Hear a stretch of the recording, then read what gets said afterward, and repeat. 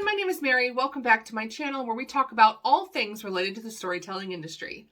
In today's video, we're going to talk about my experience with working with a traditional publisher after having only been self-published in the past. So as you all know, my sister and I recently released a book with Arcadia Publishing called Haunted Dearborn County, Indiana. And I want to talk about my experience with a traditional publishing company, especially since in the past I have only ever self-published. Before we get into the topic, just a heads up, my chair is very noisy. I will try not to move, but if I do, it's my chair. I'm not farting or something in the background. Okay, so first I'm going to talk about some of the differences about my experience that is different from the norm, because I have done lots of querying in the past, and this is the first time I've actually had a book contract, and I know that our experience is a little backwards. So typically when you want to work with a traditional publisher, you will most likely be querying the publisher, or you will work with your literary agent to query a publisher, via your literary agent, following submission guidelines and all kinds of rules they have, and then you wait for them to come back to you. Most of the time when you're querying, you are querying with a finished novel, or a novel that is mostly finished and flushed out, so that when they actually contact you and say, oh yeah, we're interested in this book, you already have a completed project. For my sister and I, that process was backwards because we did not approach the publisher approached us. They approached us because they heard our podcast and they were like, hey, you do a podcast about like ghost stories in Indiana, which is essentially what our Haunted America line is. Would you be interested in working with us? And so we had to then send in a proposal and come up with a book idea that we then sent to the publisher, and they had to decide whether or not they liked the idea, and if they did, yes, which they obviously did, and then we had to sign our book contract and go from there. So our book contract actually included things like how many words the book was supposed to be and when we needed to have it turned into them. So it was a little bit of a few extra steps than what you typically would see. So again, our process was a little bit backwards, but from then on, it was pretty much the same. So typically when you sign your book contract, you will then go straight into the editing process. However, since ours was backwards, my sister and I actually started with the writing of the book. So we actually had a schedule that we had to stick to based on our contract and everything that we kind of agreed to when we went into this deal. That said that we had so many months to write the book. It had to be due by a certain date. In the Haunted America series, the author is also responsible for providing photographs to go inside the book. And so we had different pictures that were due. We had monthly check-ins, and we had to send in sample chapters and sample images so that they knew that we were upholding our end of the bargain, and then again had everything turned in by the date they wanted it turned in by. Typically, again, you would start at the editing process. We started at the writing process, so a little backwards for us.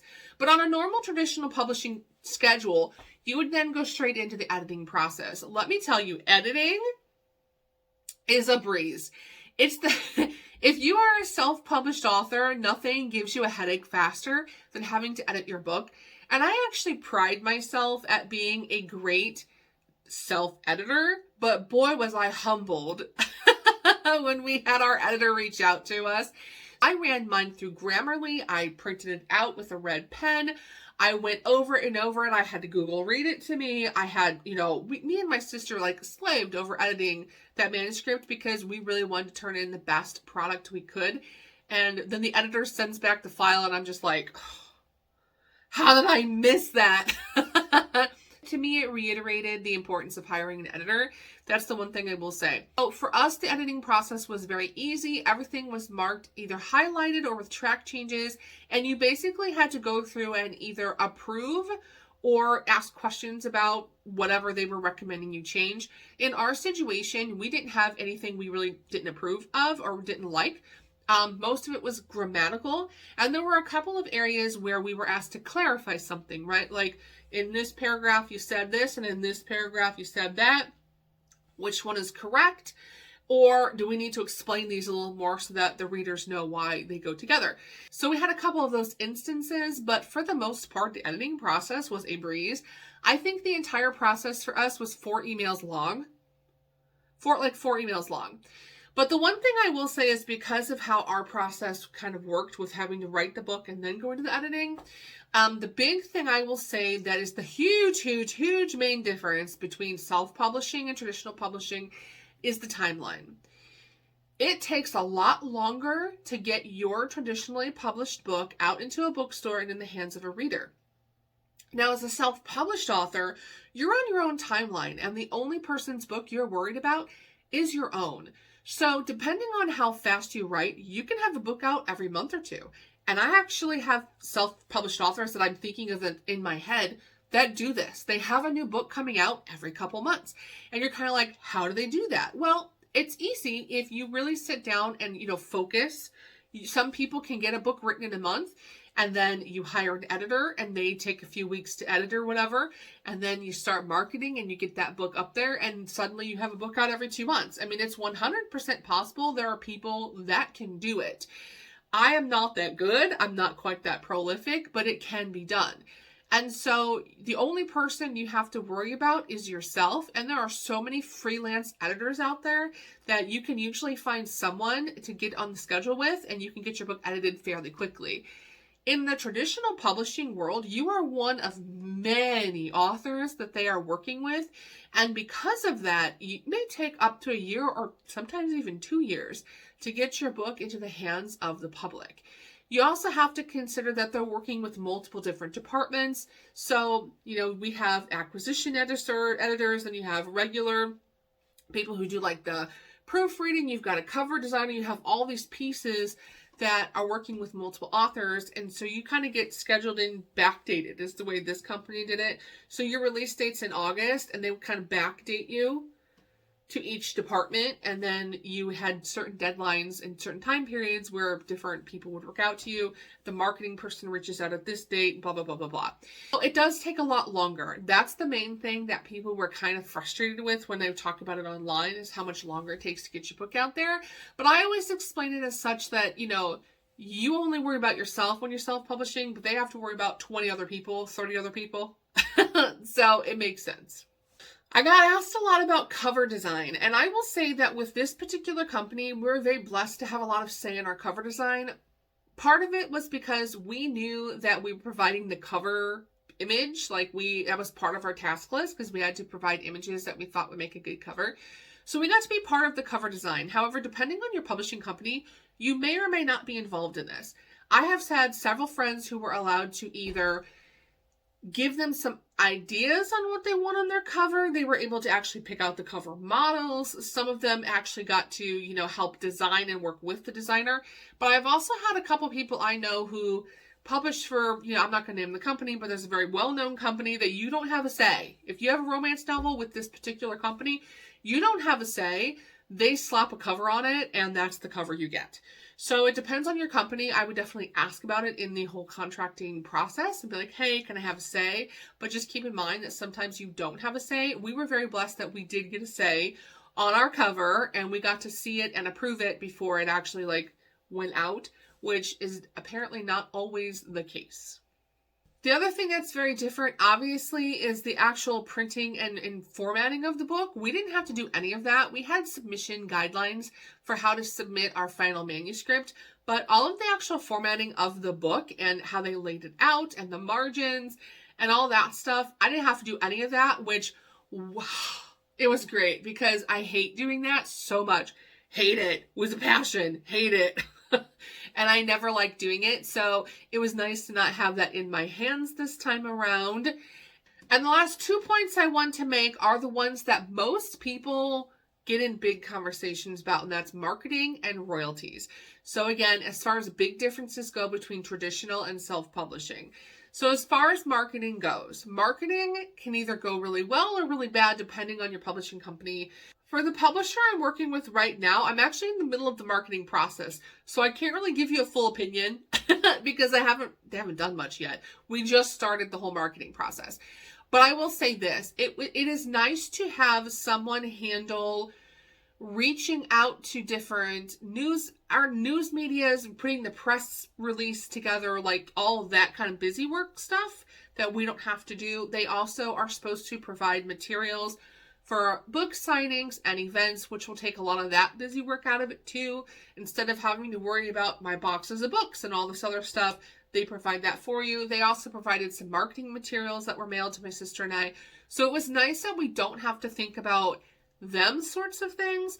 But the one thing that I think some people expect, but it's an expectation that's kind of an unrealistic expectation, is that you won't have to do any kind of promoting at all on your own. That is not true. You still have to market your book. You are your best marketing person because, again, this marketing person from your publishing company is working with tons of different authors. And actually, there are some publishing companies out there that don't even offer marketing at all, really. You're just on your own. You are still expected to take care of your social media. You know, you still have to go tell all your friends about it. You still have to do your part, especially I would say focusing on social media, because they're just not going to do that for you, at least not in my experience. Very rarely do I ever hear about a company really supporting much on social media. Most authors I've ever spoken to, you own that yourself. You really handle a lot of the online marketing, and the marketing person from your publishing company is really more responsible for like helping you set up events and things, and like setting out your initial press release and getting a couple interviews, that sort of thing. And I'm just starting the marketing process, so I'll let you know in a later video like how this all kind of panned out for us. But right now I don't really have an opinion either way, other than you still have to get your social media out there. So do not enter a book deal being like, I can just sit back and relax while they promote my book for me. No, that's not how that promoting works. You still have to promote your own books. If you're going to sign with a traditional publisher just for that, don't do it, because, you know, that's not going to be the case. The other big thing I would say is consider whether you care about your book being widely distributed or not. Because as a self-published author, it is not always easy to get your book in bookstores or libraries. I hate to say it, but there is still a little bit of a stigma against self-publishing depending on what you're writing, right? Like I feel like in some fields like romance and like fantasy, things like that, people still very much are fine with self-published authors. But when it comes to nonfiction and things like that, there is a little bit of a stigma. And because of that, you're considered more credible if you're with a publisher. So keep that in mind. Also, it is much easier to get your book into a bookstore. It's not like you can't get your self-published book in a bookstore. It's just a lot harder, and it's a lot harder to get into libraries. It's an option, and there are some that do it, but it's harder. It's a little bit more of an uphill battle for you. Whereas when you're going through a publisher, it's like you're more credible because you're a published author, and it's just easier to get your book in stores. So keep that in mind too. Like if your dream is to walk into a bookstore and see your book on a shelf, like a Barnes and Noble or something, and see your book on a shelf, you know, a traditional publisher may be the way to do that, but even that's not guaranteed, because with the way things are going in the retail world, only the most popular authors even make it on a bookshelf in Barnes and Noble these days. So just keep that in mind, but something to also consider when you're considering whether you want to do traditional publishing or self-publishing. And last but not least, money, royalties. Okay, obviously, book is not released yet. We have not been paid, and I will not tell you what my royalty amount is because I don't think I'm allowed to, for one, and also it's really none of your business. But I will say that it's definitely a lot less than what you make as a self-published author. But we're going to go back to that distribution question. Yes, it's less royalties than what I would make as a self-published author. However, am I going to sell more books this way? Again, it depends on your genre, right? Like if you are a romance author that writes short, erotic fiction, you know, and you're selling it on Amazon, you may not need a traditional publisher for that. You could put that out on Amazon Kindle, Amazon Unlimited, wherever you want to put your ebook, and you can make buku dollars on it. Get on TikTok, make some TikTok videos, and suddenly you've sold like a gazillion copies of your book. It's 100% possible, and there are authors who do it every day. But depending on your genre, like we're doing a historical, paranormal, regional book. I'm probably not going to sell a lot of those without a traditional publisher pushing it into that market. on my own as a self-published author. Most likely not going to. Not saying it's impossible, most likely not going to. So, do you get paid less money? Yes, but you have to consider what's the end result and which one is actually going to be better in the long run. Like, is it better to, self-publish it and sell 10 copies, or traditionally publish, get a lower royalty payment, but you'll sell like 500 copies or something? I don't know, but you know what I mean? It depends. So at the end of the day, if you ask me, do I prefer self-publishing or do I prefer traditional publishing? I don't really have a preference. As of right now, I can go either way. I actually really enjoyed working with a publisher and would be happy to do so again in the future, but I do like the freedom of self-publishing as well. I actually think that most authors nowadays are probably going to be a part of what I like to call a hybrid model, where you have some books that are traditionally published and some that are self-published. There's nothing wrong with that. It's 100% doable for multiple genres, and I like the idea of doing both. In the world we live in today, I think the most important thing for most writers and authors out there is just to get the words we wrote out to the public to read. And it doesn't matter to me whether that's done through self-publishing or whether that's done through a traditional publisher. I just like other people to read my work. So I can't really say one is better or worse than the other. I will just say that do what you think works best for you, but this has been my experience with traditional publishing, and I really enjoyed the company. So if you have an opportunity to work with Arcadia Publishing in the future, I do recommend them. They mostly focus on local history books, like very regional books, but definitely check them out. And I enjoyed working with them. I would write with them again. It was a good experience, but I also like to write my cheesy romance novels and throw them up on Kindle, and there's nothing wrong with that. You can have the best of both worlds. Today you can do that. Go team. So yeah, if you have any questions, feel free to leave them in the comments section below. Have you ever worked with a traditional publisher? And just kind of let me know. Did you have a good experience? Do you prefer self-publishing? What are your thoughts on it? I'd love to hear more about it and to start more of a conversation on this. Otherwise, I will see you guys in the next video. Bye.